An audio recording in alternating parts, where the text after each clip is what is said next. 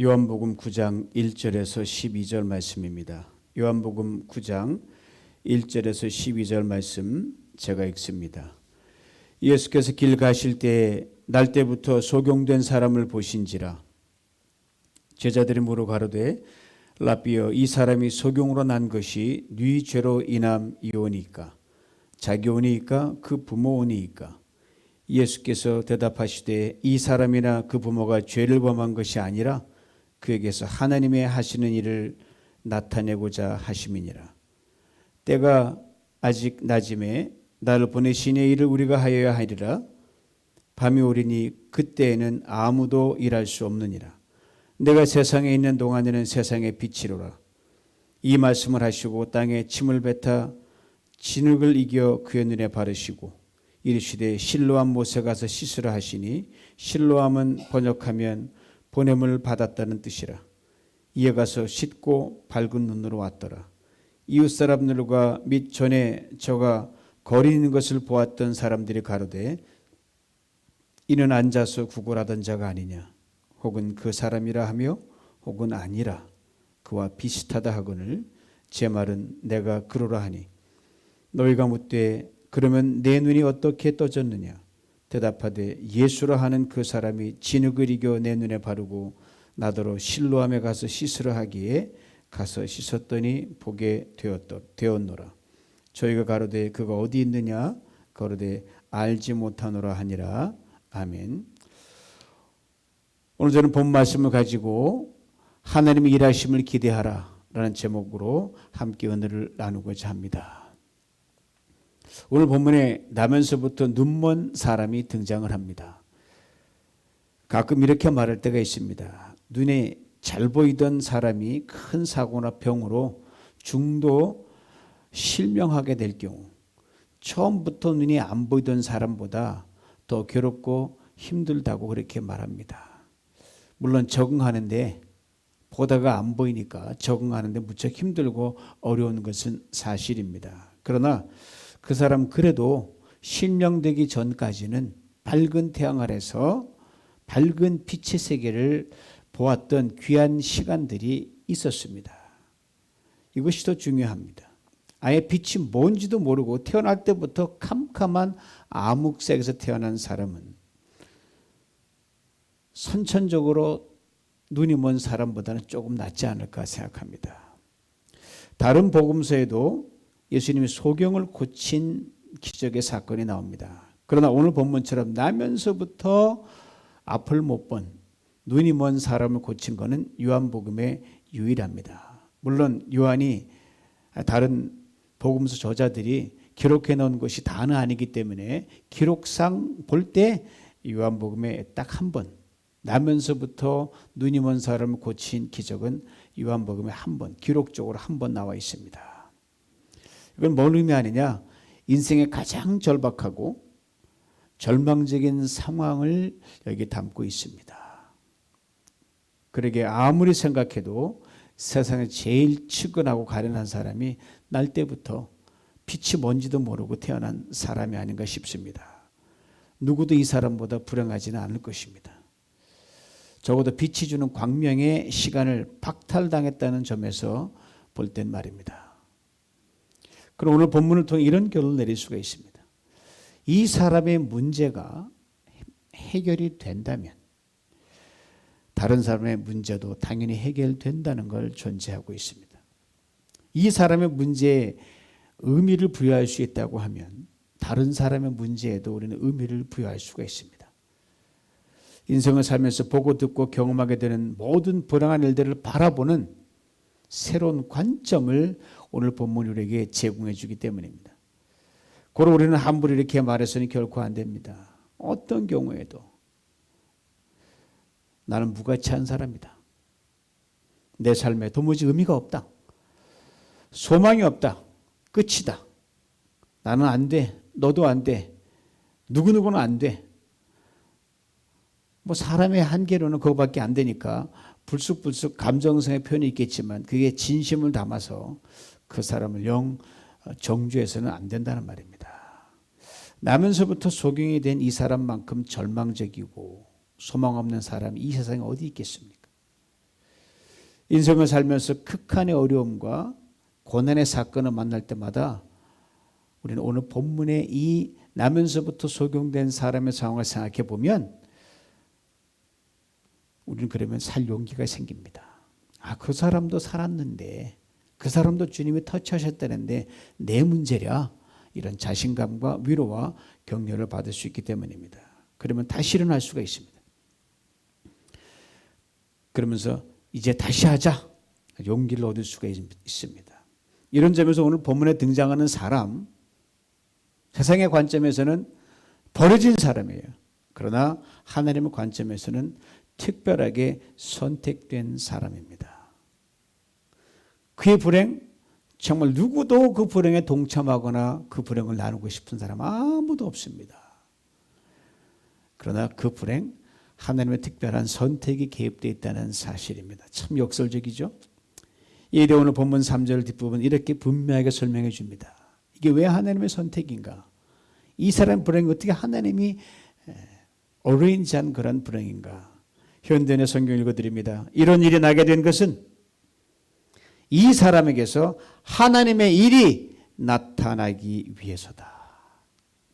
그렇습니다. 우리의 문제, 우리의 불행, 우리의 답답한 현실은요, 하나님께서 당신의 일을 하시기 위한 당신의 탁월한 선택적인 문제예요.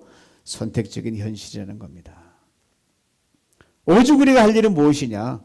오늘 설교 제목처럼 하나님이 하실 일을 기대하는 겁니다. 불가능한 퍼센테이지가 100이면 100인 대로, 열이면 열인 대로 사람으로는 끝이고 사람은 절망이에요. 그러나 하나님의 선택이라는 관점에서 보면 하나님이 이 상황에서 뭔가 하실 수 있겠다는 걸 기대할 수 있는 겁니다. 이게 신앙이고 내 믿음입니다. 길을 가다가 이 눈먼 사람을 마주쳐서 제자들은 이렇게 질문을 던집니다. 선생님, 누구의 죄로 이 사람이 소경으로 태어난 겁니까? 자기 죄 때문입니까? 아니면 그 부모의 죄 때문입니까? 자신들의 물음에 예수님의 응답을 기다립니다. 그리고 제자들은 이미 답을 가지고 있습니다. 둘 중에 하나예요. 이 사람의 죄 아니면 이 사람의 부모의 죄, 둘 중에 하나로 말씀하실 거다라고 기대를 했습니다. 기다린 제자들에게 예수님께서 이렇게 말씀하십니다. 오늘 보면 3절 말씀에 현대인의 성경을 읽어드립니다. 이 사람의 죄도 부모의 죄도 아니다.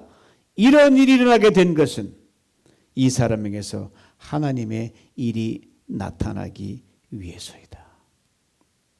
전혀 예기치 않은 주님의 답변에 제자들은 적잖이 당황했을 것임에 틀림없습니다. 다시 말씀드리면 하나님께서 당신의 일을 하시려고 이 상황을 허락하셨다는 겁니다. 믿음의 눈으로 보지 않으면 도저히 받아들일 수가 없습니다. 하나님이 당신을 하시기 위해 이 상황을 만드셨다는 말씀입니다. 예수님의 대답에서 하늘의 아버지신 예수님의 아버지신 하나님의 그 탁월한 안목을 예수님은 그대로 인정하시는 절대 긍정의 인자임을 알 수가 있습니다. 사람들에게도 버림받고 심지어 하나님도 싫어해 저주를 받았다고 모든 사람이 끝이다. 가능성 0%다 라고 이 불쌍한 사람을 누구 죄입니까? 라고 정죄하는 그 상황에서 예수님은 No! 아니다. 하나님의 은혜의 사건이다. 이렇게 말씀하십니다. 원문을 보면 3절과 4절이 우리말 성경처럼 따로 구분되어 있지 않고 한 문장으로 되어 있습니다. 그러기에 3절과 4절 말씀은 하나로 이해해야만 됩니다. 이어지는 4절에 주님이 두 가지를 분명히 말씀하십니다. 4절 말씀을 보면 때가 아직 낮음에 나를 보내시니 이를 우리가 하여야 하리라. 밤이 오리니 그때는 아무도 일할 수 없느니라. 두 가지를 일깨워줍니다. 먼저는 사명입니다. 다른 하나는 사명을 이룰 때를 말합니다. 사명에 대해서는 보내신 이의 일을 하는 것, 예수님의 사명은 하나님이 보내셨으니까 보내신 이의 뜻을 준행하는 걸 말합니다. 언제 하시느냐 이 뜻을 낮에 보난 대낮에 하는 것입니다. 즉 인생에서 일을 할 낮 시간이 있고 아무 일도 할 수 없는 밤 시간이 있다는 말입니다. 육신 입고 이 땅 오신 예수님도 땅의 시간이 한정되어 있기에 5절에 이렇게 분명히 말씀하셨습니다. 내가 세상에 있는 동안에는 세상의 빛이로다. 빛이라고 말씀하시는데 3절에서 나타내신다는 말과 같은 의미입니다. 밝히 비춰준다는 겁니다. 환하게 밝힌다는 겁니다. 감추인 것을 드러내어 환히 보이게 한다는 겁니다. 이것이 곧 하나님이 하시고자 하는 일입니다. 어두운 세상에 빛을 비추시는 것이 하나님이란 말씀이죠. 어둠의 권세 잡은 게 사단 아닙니까? 그래서 주님의 땅에 오시건 마귀의 일을 멸하려 하심이라 이렇게 말씀하셨습니다. 그리고 이 땅의 모든 인간의 문제와 일들 상황을 주님은 하나님의 빛이 드러나는 은혜와 회복의 그리고 기회의 사건이다라고 그렇게 탁월하게 설명하고 계십니다. 그런데 사람들은 다른 사람들의 고난을 볼 때, 어떤 문제와 고난이 닥칠 때 그걸 자꾸 인과의 논리로 설명합니다. 특히 뭐 잘못해서 그런 거 아니야? 죄 때문에 그런 거 아니야? 라고 벌 받아서 그런 거 아니야? 이렇게 말을 합니다. 그러면서 내가 당하는 고난, 나는 그 고난에 지금 피해 있으니까 의인의 고난이라고 자기 아절인수로 해석을 합니다. 왜 사람들은 자기 중심적으로 해석하는 경향이 있기 때문입니다. 인간의 사는 세상에 이처럼 고난이 있고 문제가 있고 환난이 있고 병이 있는 것은 물론 최초의 아담이 하나님 불순종에서 생긴 죄가 이 땅에 들어옴으로 생긴 근본적인 원인은 맞아요. 그러나 거기에 어느 누가 포함되지 않은 사람이 어디 있겠습니까? 로마서는 분명히 말하잖아요. 모든 사람이 죄를 범하였음에 하나님의 영광 이를 자가 아무도 없다고 모든 사람이 죄의 DN을 타고 있다는 이 근본적인 것은 이야기하고 있어요. 예수 믿고 구원받은 우리지만 그것이 우리가 원인과 이유를 다 알지도 못하는 세상의 모든 불행과 사건, 문제들을 놓고 그걸 죄를 뒤집어 씌우고 정죄할 정당한 권리까지 부여받았다는 것은 결코 아니란 말입니다. 이걸 우리가 잊고 살 때 우리는 하나님의 관점을 놓칠 수밖에 없습니다. 내가 예수를 믿은 것은 은혜의 사건이요. 신앙생활을 한다는 것은 은혜의 사람으로 살아가는 마땅한 의무일 뿐입니다. 내가 뭐 잘나서 그건 아니거든요. 그런 제자들이 이렇게 주님께 묻고 있는 거예요.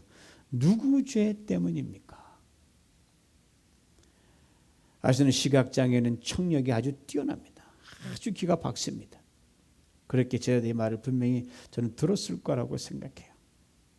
뭐 처음 들으면 속상하겠지만 이런 말 나면서도 들었거든요. 아이고 전생에 무슨 죄가 있어 그렇게 애가 날 때부터 눈이 멀어 태어났단 말인가 라고 뭐 입방을 찢는 게 평생을 들었으니까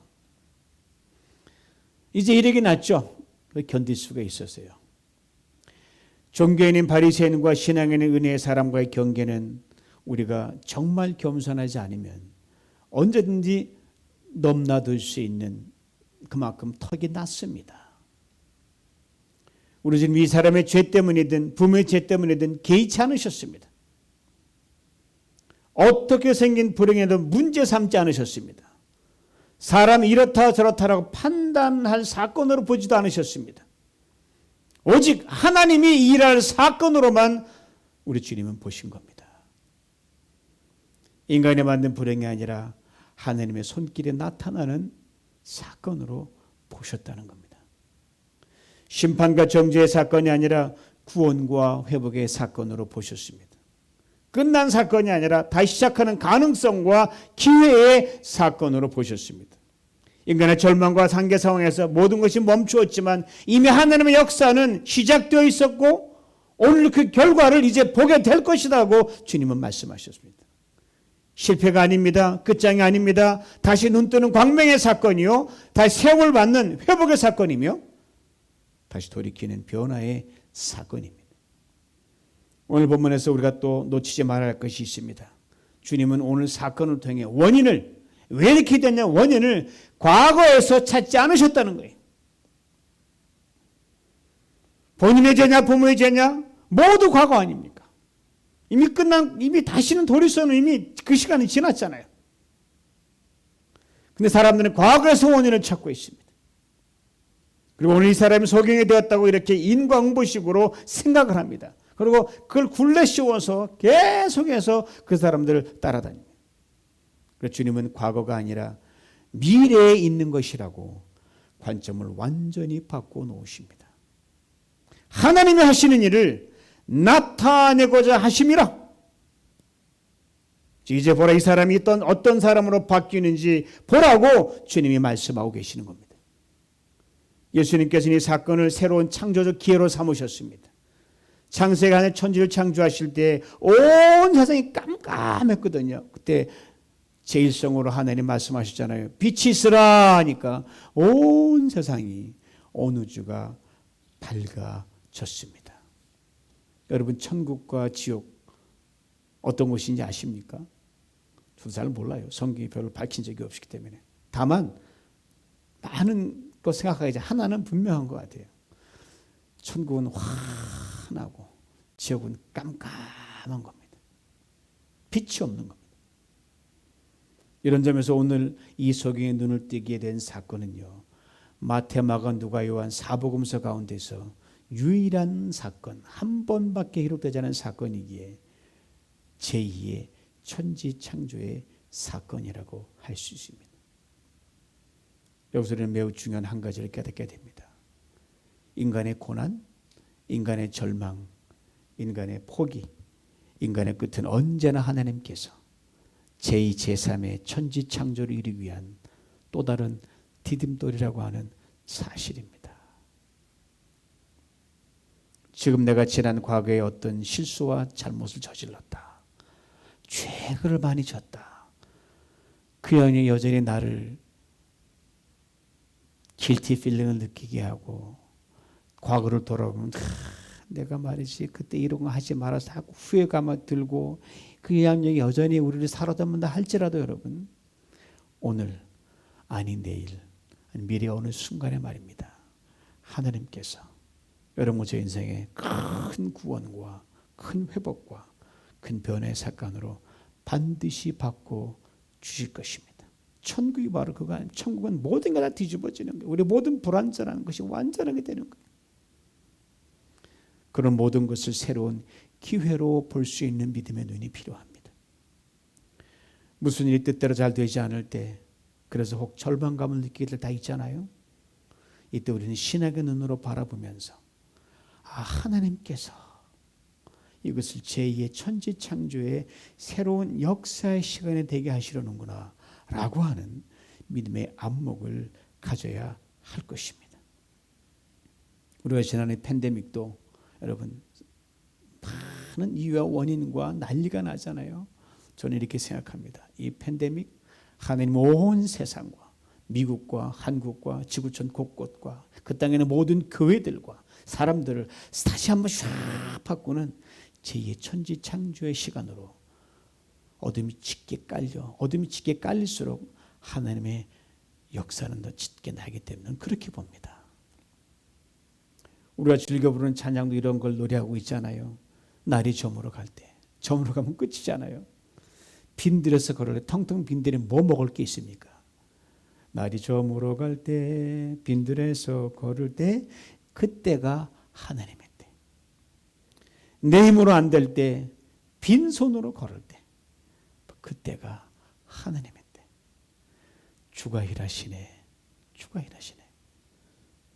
이 찬송 가사 보면요, 참 기가 막힌 가사예요. 인간의 모든 것이 바닥을 칠 때 하나님의 일하심이 가장 선명하게 드러납니다. 오늘 본문의 소경이 이제 막 태어난 지 얼마 되지 않은 어린아이 시절이 아니란 말입니다. 태어나서 자라고 지금 다 큰 어른이 되었어요. 그러니 그의 소경되면 다시는 빛을 볼 수 있는 가능성 제로입니다. 그런데 주님은 하나님이 일하실 때라고 말씀하고 계시는 겁니다. 예수님이 이 땅에 오신 때가 여러분 이스라엘 역사에서 가장 어둠이 짙게 깔려있는 가장 어두운 인류의 그 이스라엘 역사였어요. 그것과 무관하지 않습니다.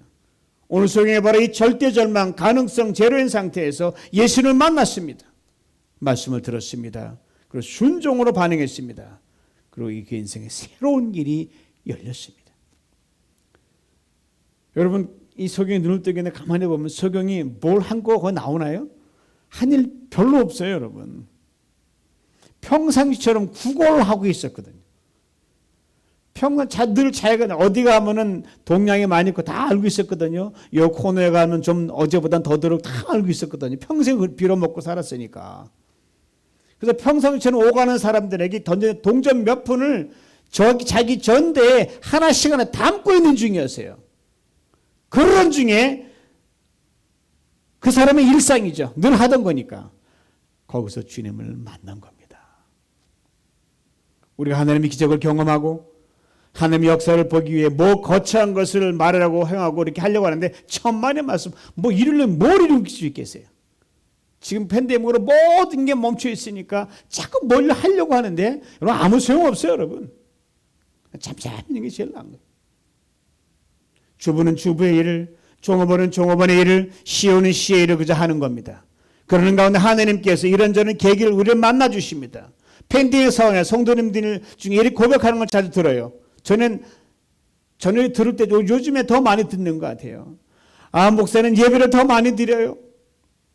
수요일도 드리고 토요일도 드리고 주일도 드리고 찬송을 더 많이 부르게 돼요. 말씀을 더 많이 보게 됩니다.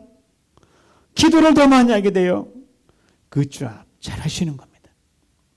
그런 고백을 하신 여러분은요, 이미 축복과 은혜의 첩경을 걷고 계신다는 것을 꼭 기억하시기 바랍니다. 여러분 단적 나지른 거 없어도 여러분 지금 제대로 길을 걷고 있는 거예요.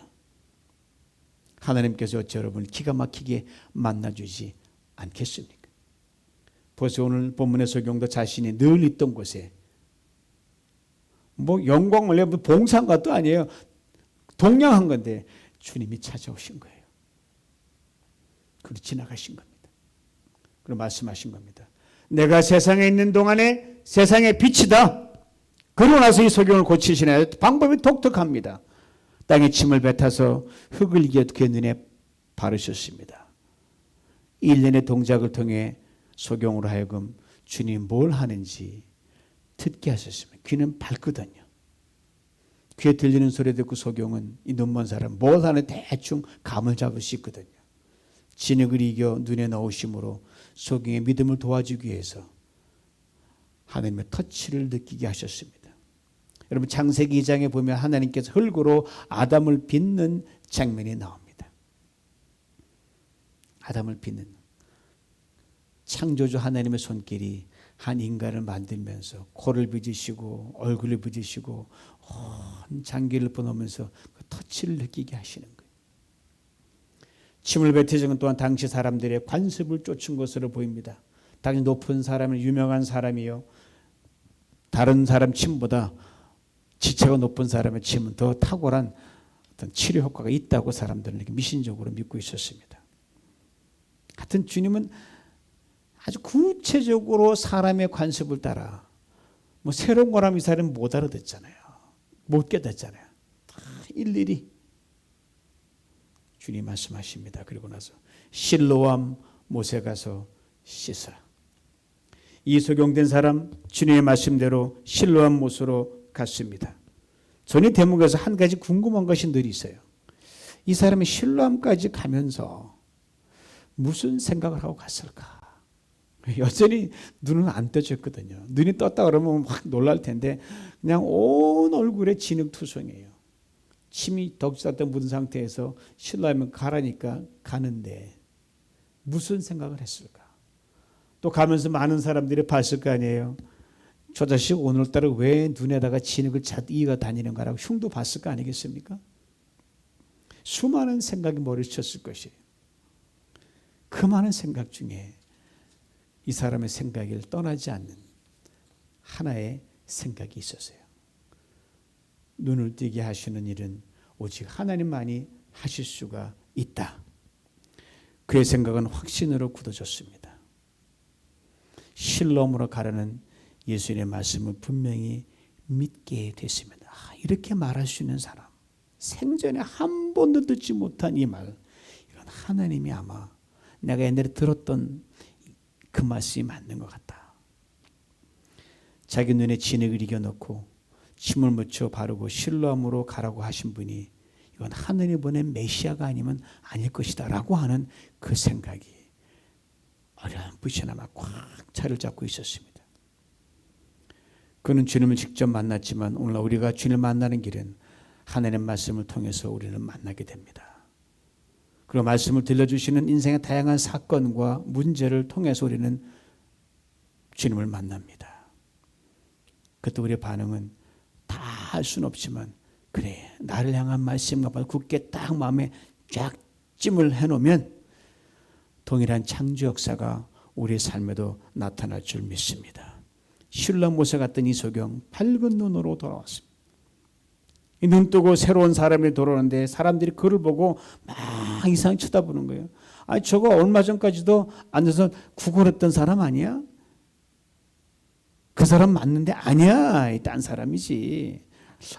비슷한 것 같기도 하고 이렇게 나름대로 입방 하나 찍기 시작했어요.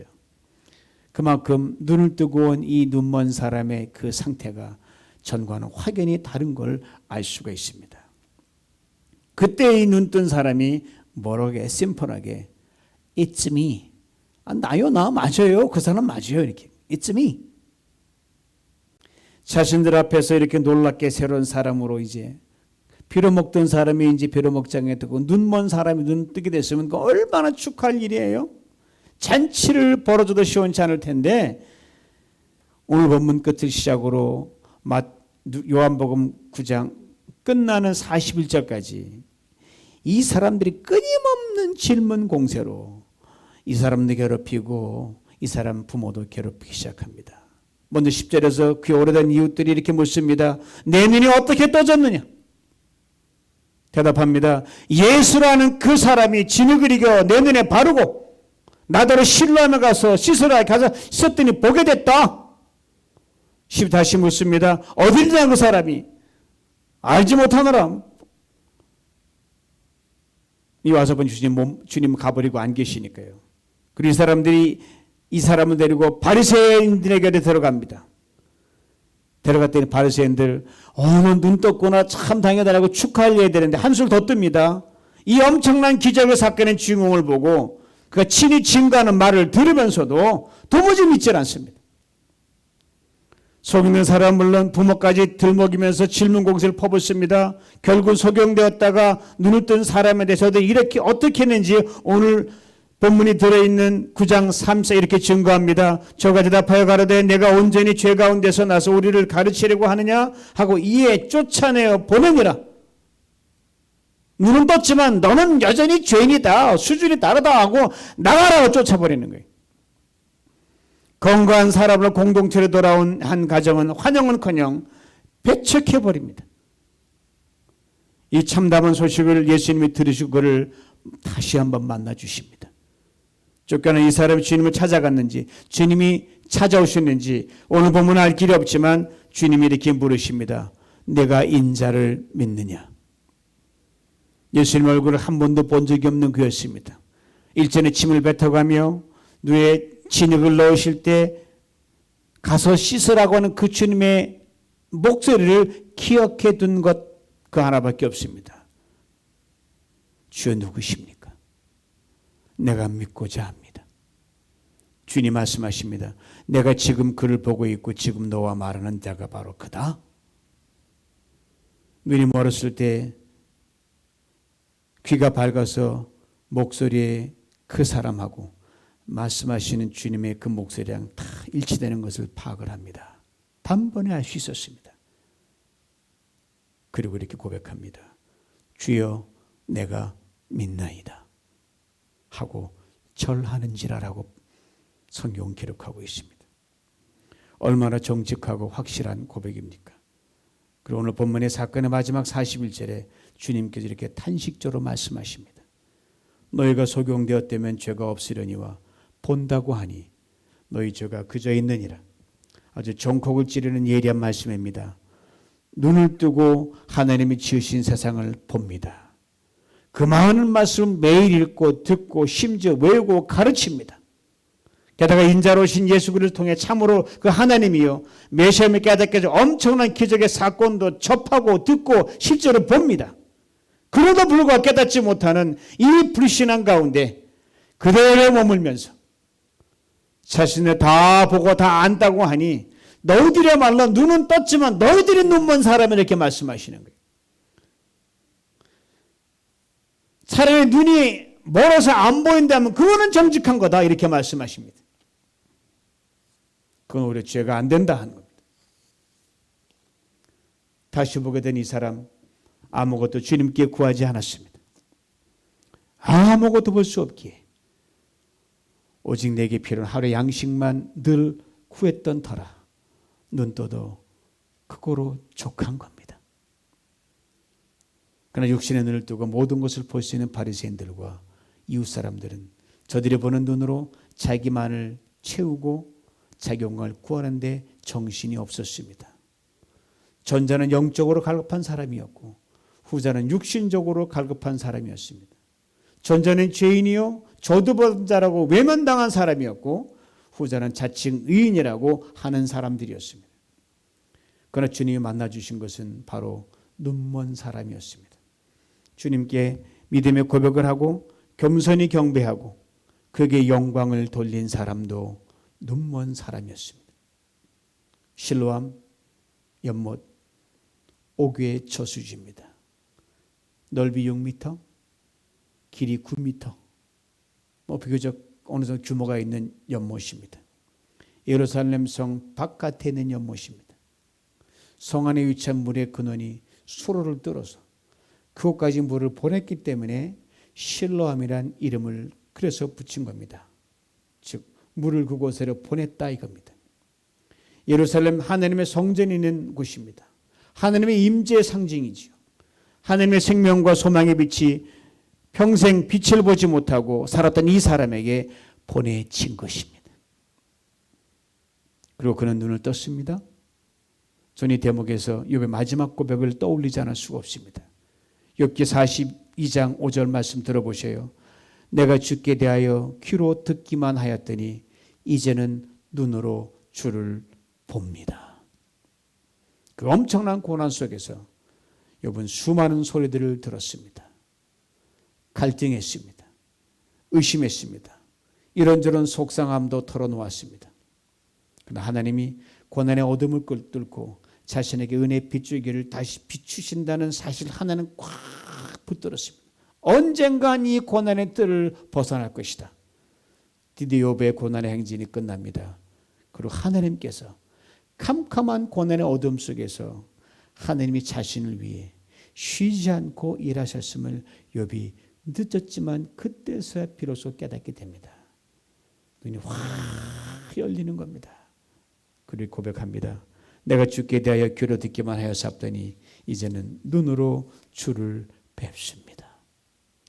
오늘 본문에 눈먼 한 사람, 주님에 대한 소문, 하나님에 대한 이야기를 귀로만 듣고 평생을 살았던 사람입니다. 오직 언젠가 하나님께서 혹 할 수만 있으면 자신에게 빛으로 오실 것을 기대하며 살았습니다. 그의 육신의 눈은 여전히 어두웠지만 그 영의 눈은 뜨이기 시작했습니다. 그러다 어느 날 주님을 만납니다. 주님께 그를 위해 터널을 뚫어주셨습니다. 소망, 치유, 회복, 빛이 있는 실로암 연못까지 갈 수 있도록 그 눈을 떠 주님을 봅니다. 그리고 이렇게 고백합니다. 주여 내가 믿나이다. 이것을 욥의 버전으로 바꿔봅니다. 주님 평생 주님에 대한 소문만 들어왔습니다. 이제 니네 주님을 봅니다. 이제 정말 확실히 믿습니다. 팬데믹으로 집에 갇혀 지내 수개월이 흘렀습니다.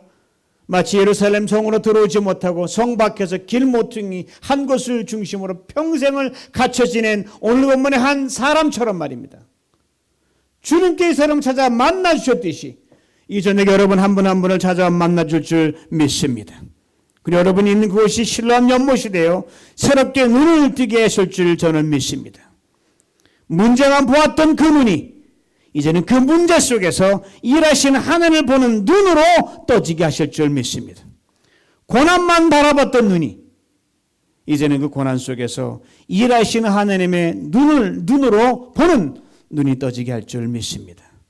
답답하고 어두운 현실만 보았던 그 눈이 이제는 그곳에 일하시는 하나님을 보는 눈으로 떠지게 하실 줄 믿습니다. 이 시간 이 저녁에 그리 될 줄 저는 믿습니다. 팬데믹이 가져다준 모든 한계 상황 속에서 오직 하나님의 일하심만 기대하시기 바랍니다. 여러분 움직이는 모든 공간에서 실로암 샘물이 터진 은혜를 누리게 하실 것입니다. 팬데믹 위기가 다할 때까지 이 은혜를 시마다 때마다 풍성히 받아 누리시길 주님의 이름으로 축원합니다. 누구의 죄 때문입니까라고 허물을 찾기에 급급했던 제자들에게 하나님 일하시기 위함이라고 말씀하신 주님, 오늘 눈에 보이는 현실에서 원인과 이유 그리고 원망과 불평의 이유를 찾는 우리에게도 동일하게 말씀하시는 주님의 음성을 듣게 하여 주옵소서. 주님, 오늘 나의 문제가, 나의 고난이, 나의 답답한 현실이, 나의 연약함이 주님이 일하시는 분명한 이유가 됨을 다시금 깨닫게 하여 주시옵소서. 주님, 이제 감사의 사람이 되기를 원합니다. 비록 보이지 않아도 여전히 일하시는 주님을 보는 눈을 뜨게 하여 주옵소서. 비록 들을 수 없어도 여전히 일하시는 주님을 듣게 하여 주옵소서. 주님, 이 시간 이 저녁에 주께 사랑하시는 성도님들이 앉아 계신 그곳이 주님의 은혜를 경험하는 실로암 샘물이 되게 하여 주옵소서. 팬데믹 위기를 지나지만 이 위기가 우리의 닫혔던 눈이 떠지며 귀로만 들었던 주님을 친히 뵙는 은혜를 경험하는 신비한 기회의 시간이 되게 하여 주옵소서. 그래 눈을 떠 It's me 나라고 외쳤던 오늘 본문의 사람처럼 우리도 It's me 라고 목청 높이 외치며 어두운 팬데믹 시간에 밝은 은혜와 축복의 빗줄기를 가장 많이 받아 누리는 사람이 바로 나입니다를 시마다 때마다 고백하는 우리 모두가 되게 하여 주시옵소서. 예수님의 이름으로 기도하옵나이다. 아멘.